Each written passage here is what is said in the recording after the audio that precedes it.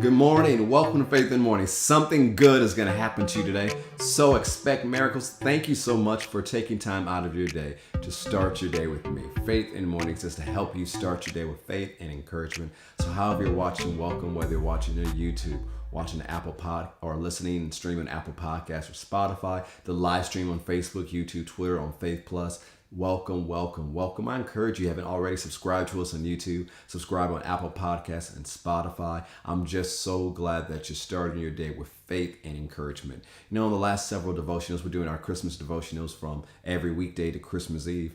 And one of the things we talked about in the last few devotionals is Mary and Joseph and Zechariah and Elizabeth. And when we look at their stories, we see a pattern of divine interruption. Divine interruption. Think about Mary and Joseph. They were planning to get married.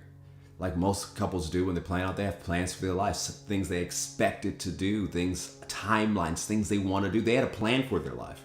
Zechariah and Elizabeth, think about this. By their age, they're probably planning to retire. They're thinking that a lot of things in their life are done. They're planning to enjoy their years in a different way. And all of a sudden, God sends an angel with a message from the throne of God.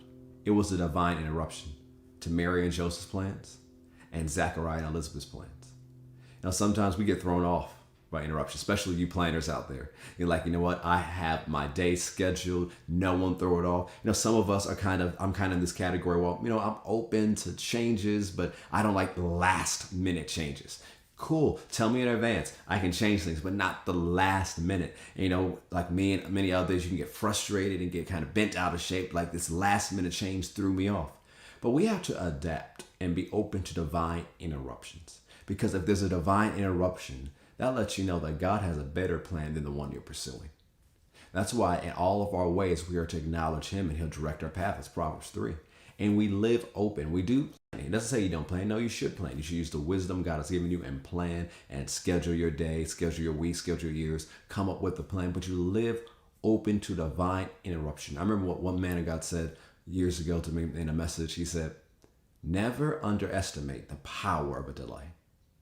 Never underestimate a power of delay. And I've taken that. So when I travel internationally, travel to preach places, and I've ran into so many different delays on different continents for different reasons. Some were more stressful than others. But as I began to put this understanding into practice, I remember one time I was flying to minister in Brussels, Belgium, and not my fault. Something with the airlines, whatever. I was delayed. And so I had a small layover in New York. And instead of flying right into Brussels, I had to fly into Amsterdam and then into Brussels. So it was a little slightly inconvenient. But I remembered that message I had heard earlier that year. Never underestimate a power of delay. So I said, you know what?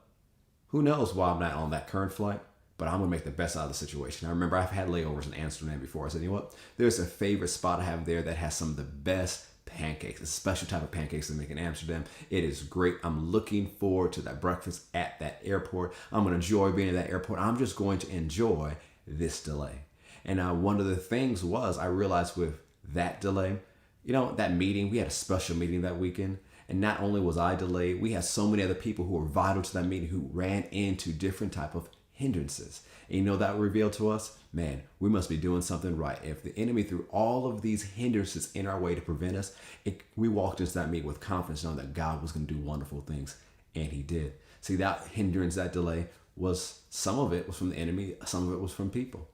But when it comes to a divine delay, if God delays you or God interrupts you, know He has something better for you.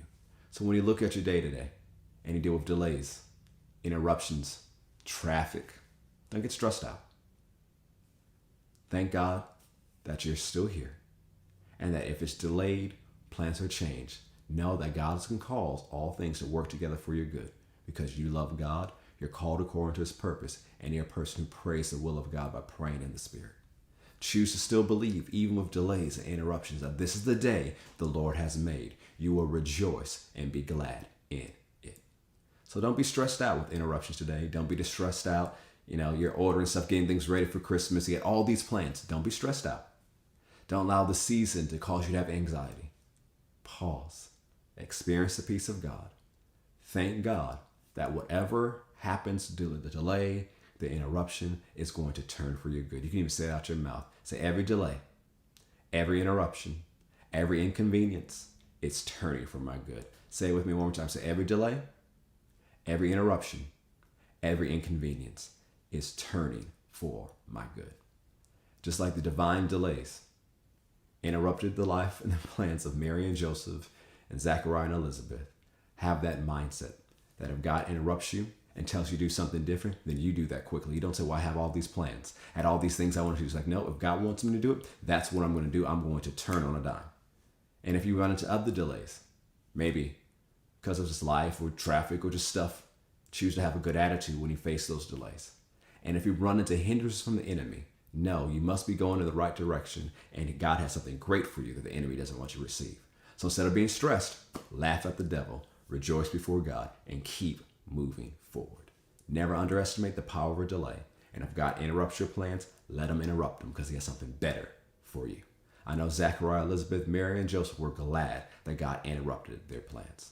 So here's how you need to view interruptions and delays today. Have a good outlook. Be a person of hope. Have a positive expectation and know something good is going to happen to you today. And if you haven't already, subscribe to us on YouTube, Apple Podcasts, and Spotify. Have a great day, and I'll see you next time on Faith in the Morning. God bless.